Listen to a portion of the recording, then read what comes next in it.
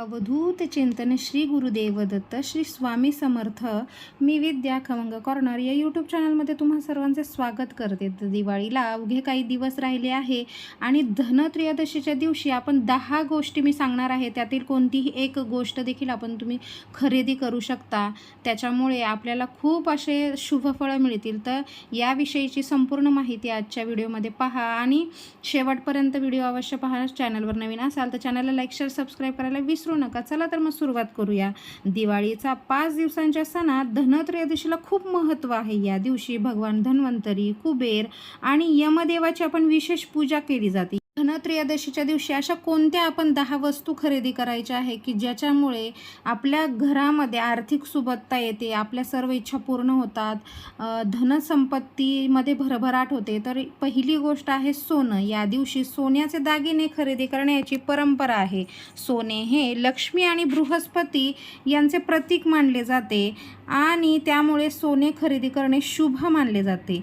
दुसरी गोष्ट आहे चांदी. जर आपल्याला सोने खरेदी करणे शक्य नसेल तर या दिवशी काही लोक चांदीची नाणी देखील खरेदी करतात. तर नाण्यांवर लक्ष्मी आणि कुबेर यांची आकृती बनवलेली असते. तर तिसरी गोष्ट आहे भांडी. या दिवशी जुनी भांडी बदलून तांबे, पितळी किंवा चांदीची नवीन भांडी खरेदी करण्याची देखील पद्धत असते. पितळेची भांडी लक्ष्मी आणि बृहस्पतीचे म्हणजे गुरुचे प्रतीक असते. त्यामुळे या दिवशी सोने खरेदी करणे शक्य नसेल तर पितळेची भांडी नक्कीच खरेदी करता येऊ शकतात. चौथी गोष्ट आहे की धनत्रयोदशीच्या दिवशी आपण धण्यांचे पूजन करतो. तर या दिवशी ग्रामीण भागात खडे धने म्हणजे पूर्ण अख्खे धने खरेदी करून त्यांची गुळासोबत पूजा करण्याची आणि तो नैवेद्य म्हणून ग्रहण करण्याची किंवा खाण्याची पद्धत असते. पाचवी गोष्ट आहे या दिवशी दिवाळीच्या दिवशी घालण्यासाठी म्हणजे लक्ष्मीपूजन, नरक चतुर्दशी आणि पाडव्याच्या दिवशी घालण्यासाठी नवीन कपडे खरेदी करण्याची परंपरा असते. त्यामुळे आपल्या घरामध्ये आपल्याला सतत म्हणजे सगळ्या वस्तू आपल्या मनाप्रमाणे मिळत जातात. त्यामुळे ही नवीन कपड्यांची खरेदी आपण अवश्य करायची आहे. तर 6वी गोष्ट आहे लक्ष्मी गणेशाची मूर्ती. तर या दिवशी लक्ष्मीपूजनात ठेवण्यासाठी लक्ष्मी आणि गणेशाची मूर्ती किंवा चित्रे किंवा फोटो खरेदी करण्यासाठी शुभ दिवस मानला जातो. तर ती खरेदी आपण अवश्य धनत्रयोदशीच्या दिवशी करायची आहे. 7वी गोष्ट आहे खेळणी. या दिवशी मुलांसाठी खेळणी देखील खरेदी केले जातात. यामुळे मुले खुश होतात आणि मुलांचे मन प्रसन्न ठेवल्याने घरात सकारात्मक वातावरण निर्माण होते. त्यामुळे या दिवशी खेळणी देखील खरेदी केली जातात. 8वी गोष्ट आहे बत्ताशे. या दिवशी पूजेच्या साहित्यासोबतच लक्ष्मीपूजनासाठी आवश्यक असतात ते लक्ष्मी देवीचे आवडतीचे बत्ताशे आणि ते देखील धनत्रयोदशीच्या दिवशी आपण खरेदी करतो. त्यामुळे घरात सुख समृद्धी येते. 9वी गोष्ट आहे गोमती चक्र आणि कवड्या. तर या दिवशी गोमती चक्र मुलांच्या संरक्षणासाठी तर संपत्ती आणि समृद्धीसाठी ज्या देवीच्या पिवळ्या कवड्या येतात त्यांची देखील आपण खरेदी करू शकतो. त्याचप्रमाणे 10वी गोष्ट आहे विशेष आणि अतिशय महत्त्वाची की झाडू. या दिवशी आपण लक्ष्मीपूजनात पूजा करण्यासाठी जो झाडू ठेवतो तर त्या झाडूची खरेदी करणे शुभ मानले जाते. यामुळे वर्षभर घरातील नकारात्मक ऊर्जा घरापासून दूर राहते. तर 11वी आणि महत्त्वाची गोष्ट आहे जर आपल्याला शक्य असेल तर आपण या दिवशी कुबेर यंत्र खरेदी करू शकतो, श्रीयंत्र खरेदी करू शकतो. तर या 2 गोष्टी देखील आपण खरेदी करू शकतो. त्याचप्रमाणे आपल्या मुख्य दरवाजावर लावण्यासाठी लक्ष्मी देवींची जी पावलं येतात विविध चिन्हांची चांदीची ती देखील खरेदी करू शकतो. जर आपल्याला चांदीची पावलं खरेदी करणं शक्य नसेल तर या दिवशी आपण जी पितळेची किंवा तांब्याची जी येतात पावलं ती खरेदी करू शकतो. त्याचप्रमाणे विष्णू आणि लक्ष्मी भगवानांचा जो फोटो असतो की ज्या फोटोमध्ये विष्णू भगवानांचे पाय दाबताना लक्ष्मी बसलेले असतात त्यांच्या पायाजवळ, तो फोटो आपल्याला जर शक्य असेल तर तो देखील आपण या दिवशी खरेदी करू शकतो. त्याचप्रमाणे जर आपण लक्ष्मीपूजनामध्ये देवीची मातीची मूर्ती ठेवत असू तर ती देखील आपण धनत्रयोदशीच्या दिवशी खरेदी करू शकतो. त्याचप्रमाणे जर आपण पणत्या खरेदी केल्या नसतील तर पणत्या देखील आपण धनत्रयोदशीच्या दिवशी खरेदी केलेला अतिशय शुभ मानले जाते. त्याचप्रमाणे या दिवशी धनत्रयोदशीच्या दिवशी विशेष 15 ते 13 दिवे लावण्याची पद्धत आहे आणि हे दिवे जर आपण दक्षिणेकडे तोंड करून लावले तर त्याचे विशेष फळ आपल्याला प्राप्त होते. यमदेव आपल्यावर विशेष प्रसन्न होतात.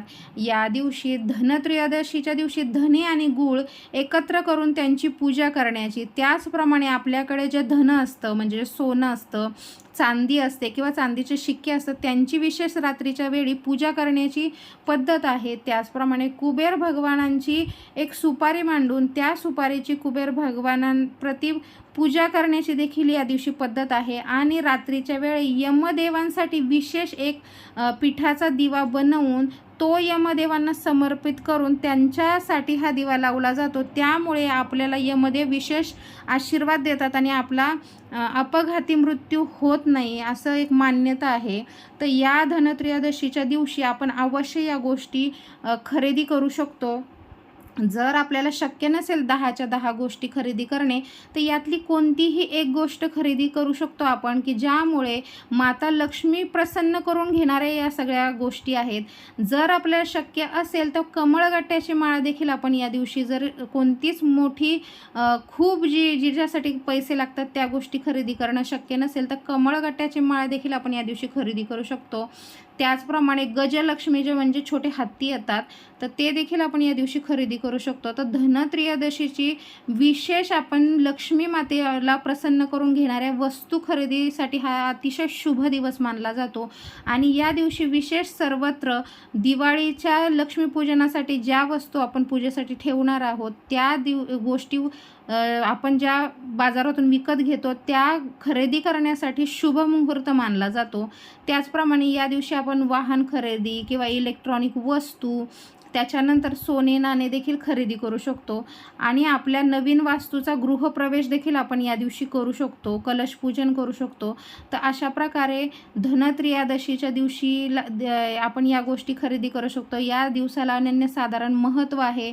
त्याचप्रमाणे धन्वंतरी देवाची देखील या दिवशी पूजा केली जाते. आरोग्याच्या दृष्टीने आपलं आरोग्य उत्तम राहण्यासाठी आपण धन्वंतरी भगवानांच्या फोटोची देखील या दिवशी खरेदी करू शकतो, पूजा करायची आहे. त्यामुळे आपले आरोग्य व्यवस्थित राहते. तर आजच्या व्हिडिओमध्ये आपण सांगितलं की धनत्रयोदशीला आपण काय काय उपाय करायचे आहे. यमदेवांसाठी अवश्य एक दिवा लावायचा आहे आणि माता लक्ष्मीला प्रसन्न करून घेतल्या जाणाऱ्या किंवा ज्या वस्तूंमुळे माता लक्ष्मी प्रसन्न होते त्यातील कोणतीही एक गोष्ट आपल्या यथाशक्ती जी जमेल ती खरेदी करू शकतो. तर आजच्या व्हिडिओमध्ये सांगितलेली माहिती तुम्हाला कशी वाटली नक्की कमेंट करून सांगा. आणि चॅनलवर नवीन असाल तर चॅनलला लाईक शेअर सबस्क्राईब करायला विसरू नका.